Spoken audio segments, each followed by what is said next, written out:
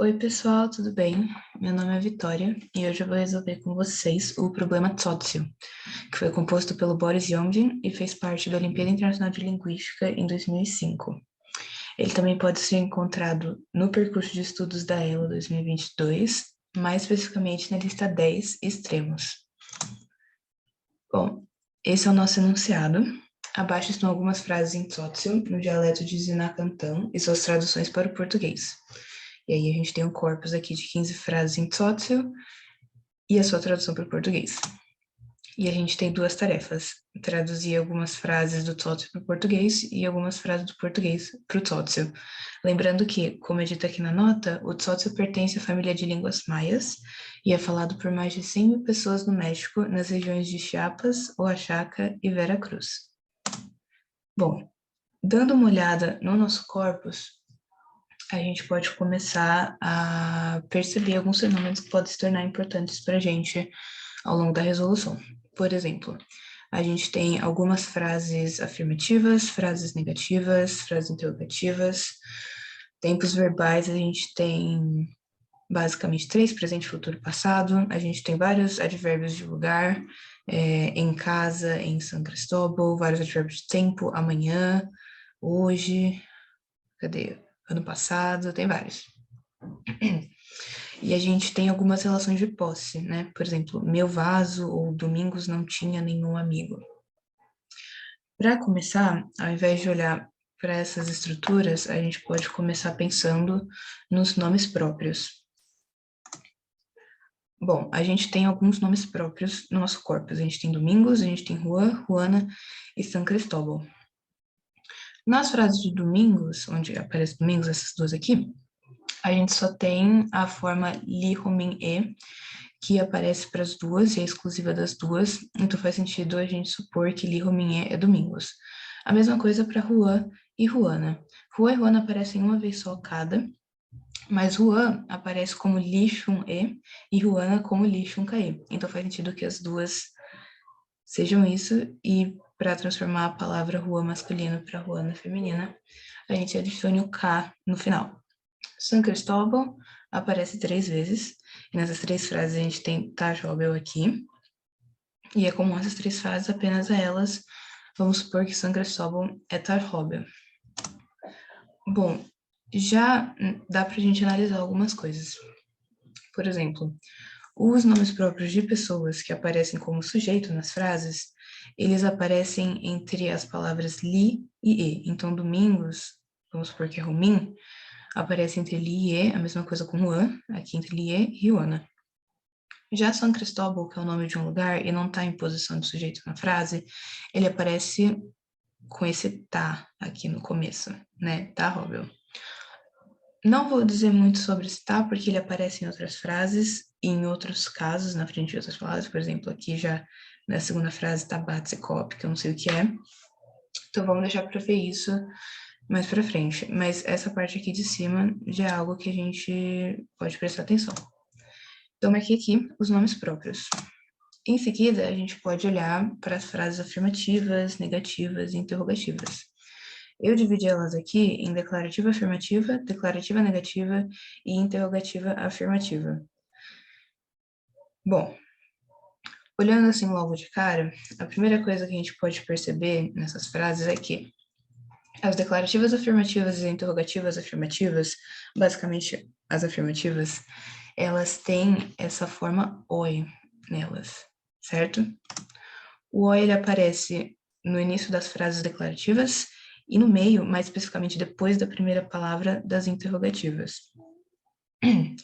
E aí, portanto, faz sentido a gente supor que esse oi, ele significa estar, ter, ser, existir, como está em negrito aqui os verbos nas traduções para português, no sentido afirmativo, porque ele aparece em todas as frases afirmativas, exceto negativas. Então, para afirmar que algo está, ou tem, ou é, ou existe.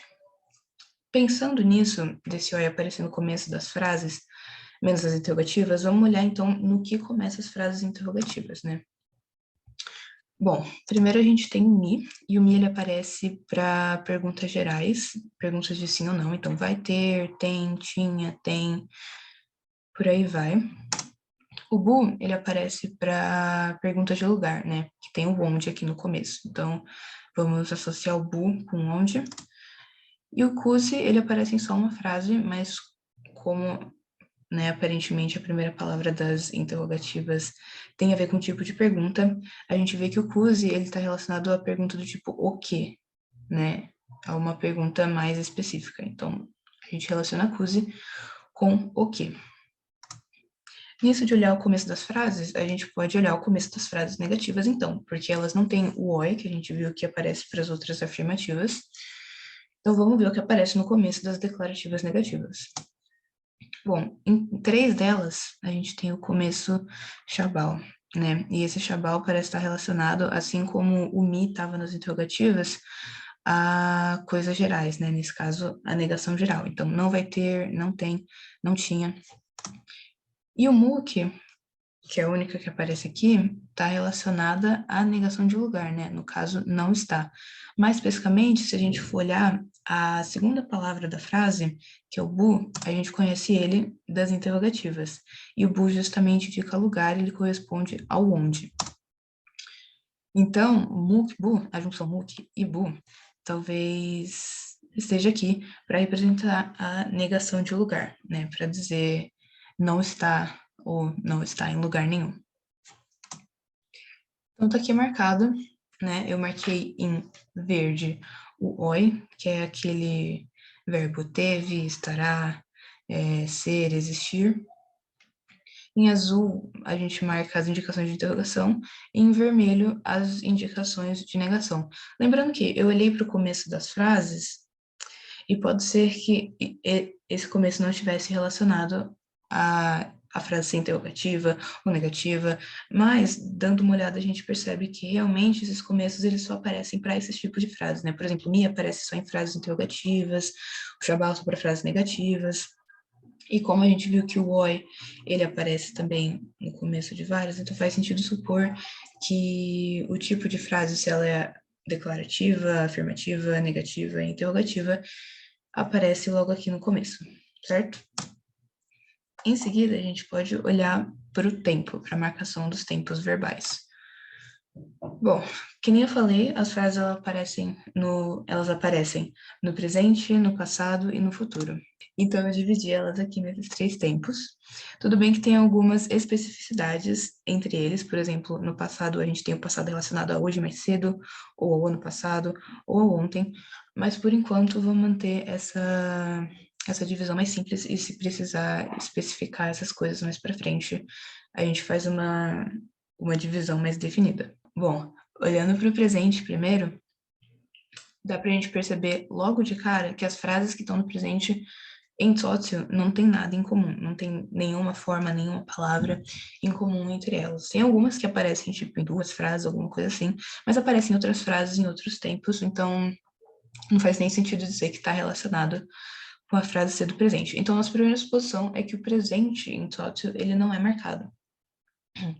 Diferentemente do presente, o passado e o futuro, eles têm uma curiosidade que todas essas frases, ele tem a palavra ox nelas, tanto no passado quanto no futuro, o que nos leva a mais uma suposição que o ox vai indicar tempo verbal, no caso vai indicar tanto passado e futuro. Então, se tiver o ox, a frase vai ser ou no passado ou no futuro.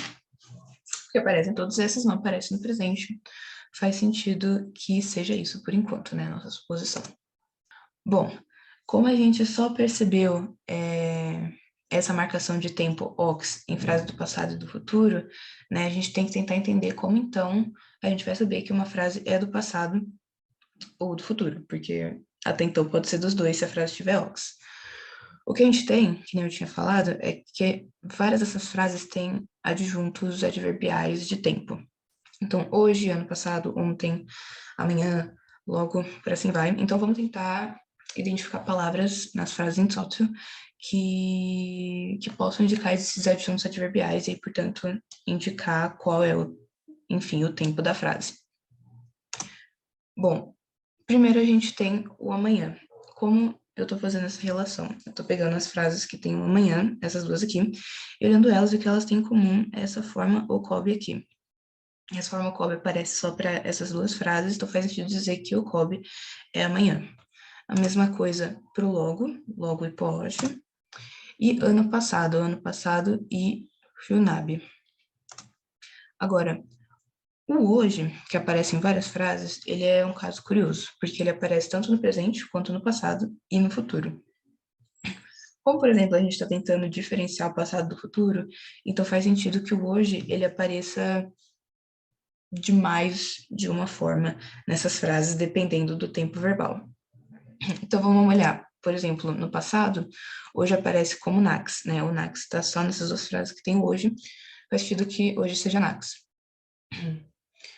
Hoje, no caso, o hoje indicando hoje mais cedo, né? No caso, no passado.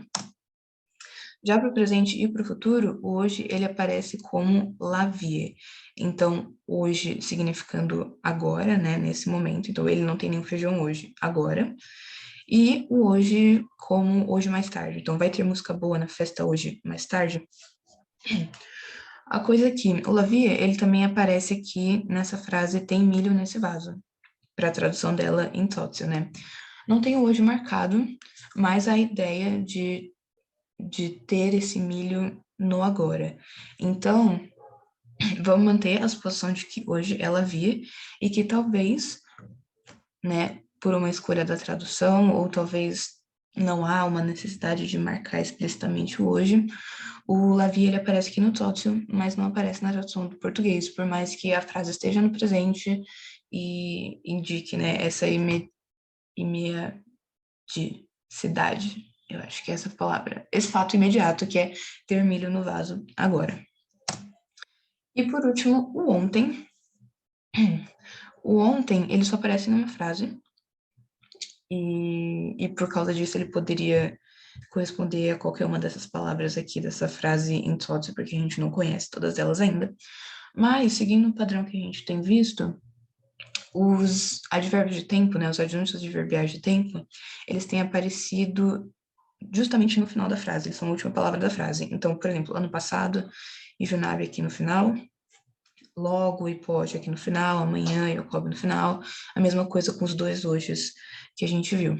Então faz sentido que ontem seja Boje. Vamos manter essa suposição por enquanto.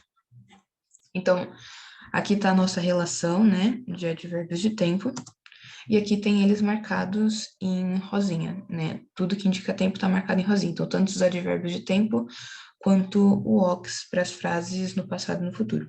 Bom, agora vamos dar uma olhada nos lugares, mais especificamente nos advérbios de lugar que a gente tem.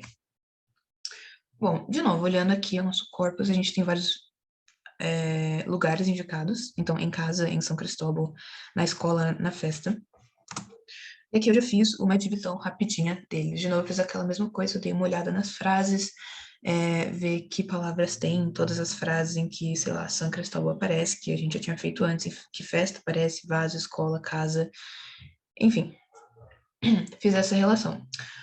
A única coisa que é importante marcar aqui é que, primeiro, para vaso aqui, vaso aparece tanto como tapim como tajupim. Escola aparece como Xamvum ou Ta a Xamvum. E casa aparece como Na ou Ta Ana. Vamos ignorar o Tá por um momento, que eu já vou falar dele daqui a pouco. Vamos olhar só para essas letras que aparecem logo no começo da palavra. Elas aparecem, elas estão aí por algum motivo, a gente não sabe ainda qual é, mas nós vamos considerar também que a gente vai ver elas mais para frente e ignorar essa diferença por enquanto e concluir que Pin e Jipin correspondem ambos a vaso, a mesma coisa com Xanvun e a Xanvun, e a mesma coisa com Na e Ana. Aqui embaixo, em lugar nenhum, é um caso curioso, porque a gente tem a frase Ruana não está em lugar nenhum. Mas a gente já tinha visto que Mukbu indica essa negação de lugar, né? Não está. E Lixunkae é Ruana. Então não sobra nada nessa frase que corresponda, que possa corresponder, né, especificamente a em lugar nenhum.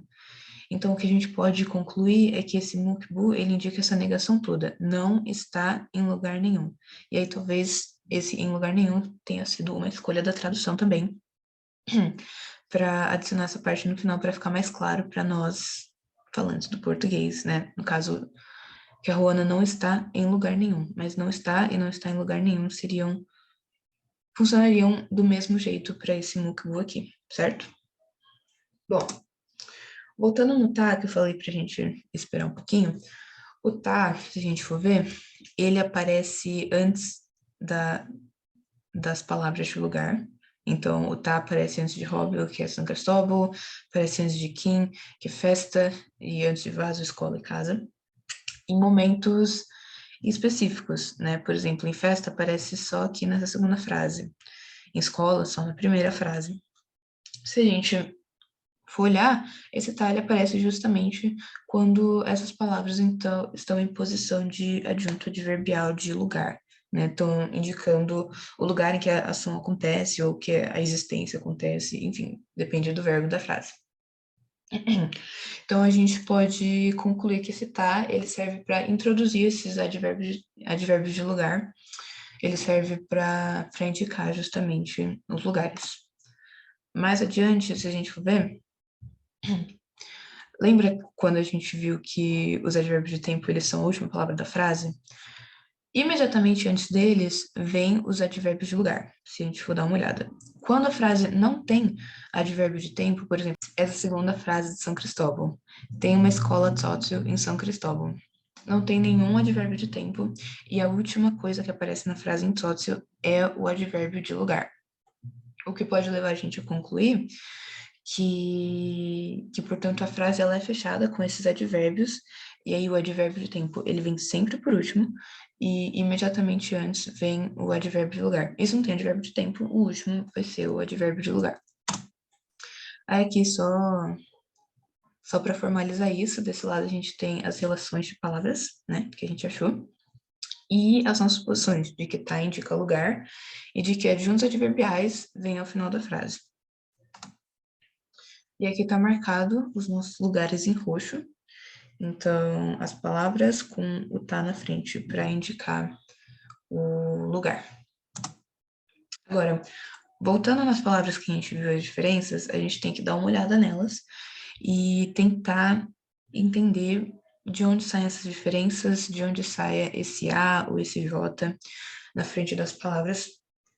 E dando uma analisada nos pontos que eu já tinha marcado como importantes lá no começo do exercício, a gente pode ver que essas mudanças, elas estão muito relacionadas com o próximo tópico, que é o tópico de posse. Bom, vamos olhar então os nossos casos de posse. Voltando para o corpus, a gente tem algumas indicações de posse nas nossas frases. Por exemplo, meu vaso, Domingos não tinha nenhum amigo, coisas que já haviam sido pontuadas. Se a gente for ver e for analisar palavras que a gente já conhece, a gente vai ver que aquelas mudanças que a gente viu de aparecer um J na frente da palavra, um A na frente da palavra, estão bem ligadas com esse caso de posse. Então, por exemplo, um exemplo conhecido que a gente já tem é esse do vaso, né? O vaso a gente sabe que é tajipim ou tapim, tá indica lugar, então vamos olhar só para o jipim e pim. O J aqui na frente do PIN, ele aparece justamente quando a posse do vaso é indicada, né? No caso, meu vaso. Na outra frase, tem milho nesse vaso, a posse dele não é especificada, pode ser um vaso de qualquer pessoa, não tem esse J na frente. Agora, essa mudança, obviamente, pode ser uma coincidência, porque a gente está olhando só um exemplo. Então, o que é indicado é olhar, né, todas as palavras que a gente já conhece, tentar fazer essas relações e ver se há essa mudança mesmo. Fazendo essa análise, a gente percebe que há essa mudança para casos em que a posse é indicada, e essa mudança ela pode acontecer de 3 maneiras diferentes. Bom, as 3 maneiras são: pode aparecer um J na frente da palavra, um A ou um S. Aqui eu peguei só alguns exemplos. Existem vários outros acontecendo ao longo do corpus, e aí a gente vai olhar todos eles com mais calma, mas vamos olhar para esses aqui. O caso do vaso a gente já viu, a gente tem o J aparecendo aqui quando a posse é indicada, meu vaso. O caso do A, para a escola, a gente já tinha visto quando a gente estava falando de lugares. né? E se a gente for ver esse A na frente do Xambu aparece justamente quando a posse da escola, no caso aqui, óbvio, a posse não está tão explícita, mas quando a pergunta é o que você teve na escola, está implícito que a escola é da pessoa. No caso, o que você teve na sua escola ontem. E aí, portanto, o aqui marcando posse. Nas outras duas frases, a escola não é de ninguém. Tem uma escola, tinha uma escola, não há nada especificado. E por último, o S ele pode aparecer aqui no caso do feijão. O feijão a gente não sabia ainda que palavra que era feijão. Dá para descobrir isso fazendo aquela análise, né? Que palavra tem nas duas frases e que só aparece nelas. E aí faz sentido que feijão seja chenek ou chenek. Parece que eu tô falando a mesma coisa, mas o que muda é que tem o S no começo. E aí, de novo, o S aparece quando tem a posse aqui especificada. No caso, ele não tem nenhum feijão, no caso, o feijão dele. Então, a gente pode concluir, né, marcar aqui, que o J, o A e o S aparecem no começo dessas palavras quando há caso de posse. Mas por que há três e como saber qual é o caso, como saber por que é J, por que é A, por que é S e quando isso ocorre? Bom, a coisa mais clara que a gente tem é que o J aqui, ele aparece para posse de primeira pessoa, meu vaso. O A, ele aparece para posse de segunda pessoa, você, né, sua escola. E o S aparece para posse de terceira pessoa, ele, feijão, feijão dele. Então, vamos supor que o J indica a posse de primeira pessoa, A de segunda pessoa e S de terceira pessoa. Para a gente ter certeza disso, a gente olha para os outros casos em que essas letras aparecem no começo das palavras para ver se isso ocorre mesmo. Então, primeiro, o caso de casa. Casa a gente já tinha visto que era o Ana ou na. E esse A na frente do na, ele aparece justamente aqui na segunda frase, quando a posse é de segunda pessoa, né? Você teve milho em casa hoje. Então, por enquanto, tá batendo com a nossa hipótese. Se a gente olhar para a frase de cima, né? Eu logo terei uma boa casa. Idealmente, teria um J aqui na frente desse na para marcar posse de primeira pessoa. Mas ele não tem. O que nos leva a duas possibilidades. Primeiro, ou a nossa suposição estava errada e o J não marca posse de primeira pessoa. É uma possibilidade isso. Ou a gente se deparou com um caso muito específico em que isso não ocorre por outros motivos. Agora, por que nós somos levados a pensar que há outros motivos? Bom, antes de tudo, só marcando aqui que o A aparece para a segunda pessoa no caso de casa, e olhando então para o caso em que não aparece o J na frente do na, vamos olhar para a frase inteira de novo, que era eu logo terei uma boa casa. O boa, o adjetivo boa, ele aparece duas vezes no nosso corpus. E aí faz sentido supor que ele é esse lequil aqui. Se a gente for ver, nessa frase em que teria que ter essa posse de primeira pessoa marcada no na, o J, que marca essa posse, aparece na frente do lequil. Pode ser uma coincidência, mas faz sentido que ele seja aqui, por quê? A frase é, eu logo terei uma boa casa. O objeto de posse não é apenas a casa, mas é a boa casa. Então faz sentido que esse J, ele aparece já logo no começo desse objeto, não só no casa, mas já no boa casa. E faz sentido que ele seja aqui, porque quando o boa aparece, não aparece nesse caso em que ele está junto de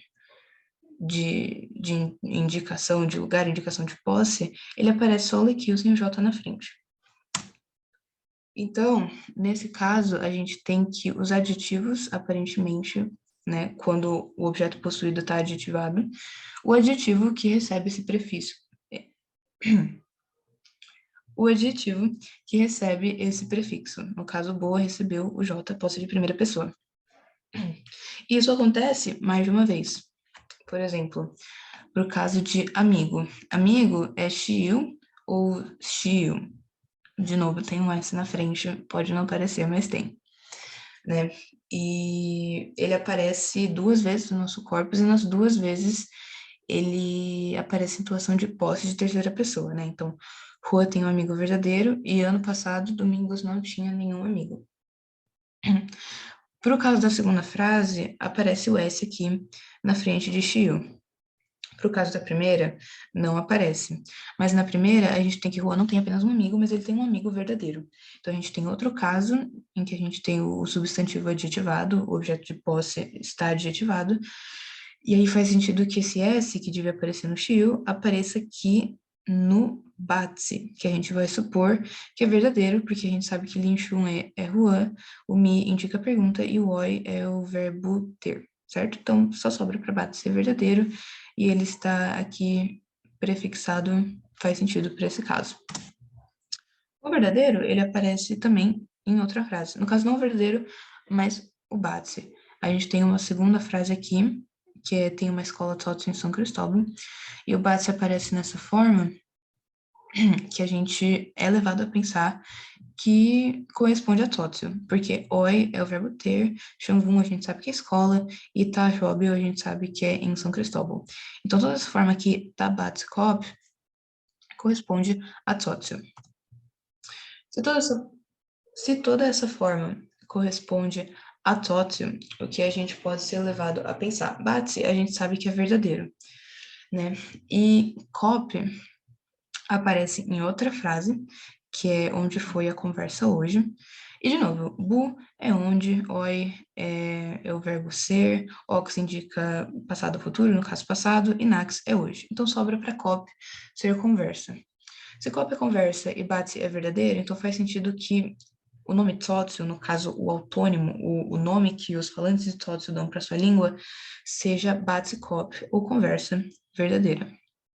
Não só isso, mas antes do bat cop, a gente tem o tá. Vocês viram que eu não botei o tá aqui no nome para cop. Pro no... Vocês viram que eu não botei o tá aqui pro nome para Totsu. Por quê? Porque o tá, ele já aparece em outros casos, por exemplo, para indicar lugar, e a gente tinha suposto que tá indicava justamente lugar. Mas talvez ele funcione, o tá funcione como uma preposição, né? Uma preposição geral que tem várias funções, como para indicar lugar em, ou para indicar o tipo de escola, que no caso, escola Tótsio. Então, a frase é tem uma escola Tótsio, mas poderia ser tem uma escola de Tótsio, ou uma escola em Tótsio, no sentido de uma escola em que é falado Tótsio, ou em que é ensinado Tótsio. Então, a gente muda a nossa posição para tá funciona como uma preposição geral, com várias funções. Beleza? E aqui no final marcado o amigo com a posse em terceira pessoa e o verdadeiro, de novo, adjetivo prefixado com a posse em terceira pessoa também. Esses são todos os casos que a gente tem em que há essa mudança nas palavras, e como todos esses casos bateram com as nossas posições, né, de que J indica a posse de primeira pessoa, A de segunda e S de terceira, e de que quando a gente tem um adjetivo ele é prefixado, a gente pode manter essa suposição por enquanto, né, faz total sentido. Então, marquei aqui em azul claro as indicações de posse. Então, tanto os prefixos quanto o meu aqui, né, indicando posse, e os pronomes você, eu, ele, que também ajudam a indicar essa posse. Bom, era isso que a gente tinha para marcar. O que sobrou de preto são nomes, então, ou adjetivos ou substantivos que a gente já conhece, ou que sobram para a gente inferir. Por exemplo, Ishin, a gente não viu nada sobre, mas Ishin aparece nas duas frases em que tem milho. E o que sobrou justamente para essas frases foram Ishin e milho, então vamos supor não, né? Afirmar que Ishin é milho. A mesma coisa para música. Música aparece só em uma frase, e aqui o que falta é música boa e Lequio Vob, mas Lequio a gente sabe que é boa, então sobra para música ser Vob. E aí as outras palavras a gente já conhece, a gente sabe o que é milho, a gente sabe escola, casa, amigo, verdadeiro, enfim. Isso a gente já sabe. Então, esse é o fim da nossa análise, né? Nossas suposições não foram conflituantes, a única coisa que deu errado foi essa aqui, de que tá indicava lugar, mas a gente já achou uma solução para isso. Ai, então, tá aí, né, nossa relação de palavras e o funcionamento das frases em sócio. Com isso, a gente pode resolver as nossas tarefas, né? A gente tem dados suficientes para resolver elas. Então, a primeira é traduzir essas frases em sócio para o português. Aí a gente tem aqui as traduções que são bem intuitivas, de acordo com o que a gente já sabe. Então, Chabal para indicar a negação, Cuse para indicar o quê. A única coisa que a gente tem para anotar primeiro nessa tarefa, nessa primeira tarefa, é que na letra B, o que a gente tem? A gente tem o mi, que indica a pergunta, o oi indica o verbo ter, estar, existir, o ox indica passado ou futuro, então a gente sabe que essa frase está ou no passado ou no futuro. A gente tem Vob, que é música, e Taquim, que é na festa. Então a pergunta é sobre ter música na festa. O problema é que o Ox ele indica passado ou futuro, mas a gente não tem nenhum advérbio de tempo aqui para ajudar a gente. Então a gente não sabe se essa frase está ou no passado ou no futuro. O que leva justamente a essa observação aqui, que é, se você acredita que alguma frase possa ter diversas traduções, forneça todas elas. Essa frase ela pode ter duas traduções. Ela pode ser ou tinha música na festa ou vai ter música na festa, né? Isso não fica claro na frase, porque não há nada indicando o tempo mais especificamente. A tarefa 2, que era traduzir frases do português para o sócio, de novo, é bem intuitiva. Então, a gente tem onde vira bu, o hoje, no caso, no sentido de hoje mais cedo no passado, vira nax e tudo mais. Coisas que são importantes notar aqui é que na letra B, de novo, não tinha nada, é um tipo de negação que a gente não tinha em nenhuma das outras frases anteriores, né? O que a gente tinha era negação de lugar e negação geral. Mas esse não tinha nada, pensando assim nos dados que a gente tem, não tinha nada, é como se fosse uma negação de o quê, né? A gente tem o quê e a gente tem o nada. Espero que tenha feito sentido. Mas a gente tem o quê e a gente não tem o nada. E o que a gente sabe que é cuse. E quando a gente teve a negação de lugar, que era muk-bu, né, a gente tem o muk juntado com bu. Então faz sentido que, juntando o muk, que faz parte da negação, com o cuse, que faz parte do que, a gente chegue ao nada, né? No caso, a negação do que é o nada, não tinha nada. Esse mukuse corresponde a toda essa forma, igual o mukbu correspondia a não estar em lugar nenhum. Deixa eu ver. O que mais? Acho que é isso. O resto das traduções são bem intuitivas, tá de acordo com o que a gente já viu, é só fazer as correspondências. Eu marquei aqui em cores para ficar mais fácil.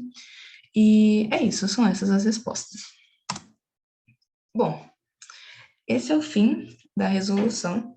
Eu queria agradecer a quem assistiu até aqui, quem chegou até no final.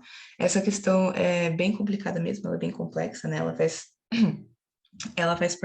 Fez parte da Olimpíada Internacional de Linguística. Então, espero que tudo tenha feito sentido, que todas as relações tenham ficado esclarecidas. E qualquer dúvida, dá para mandar um comentário ou falar com quem resolveu, para quem faz parte da Elo, né? E é isso, queria agradecer mais uma vez por terem assistido e abraços, até a próxima.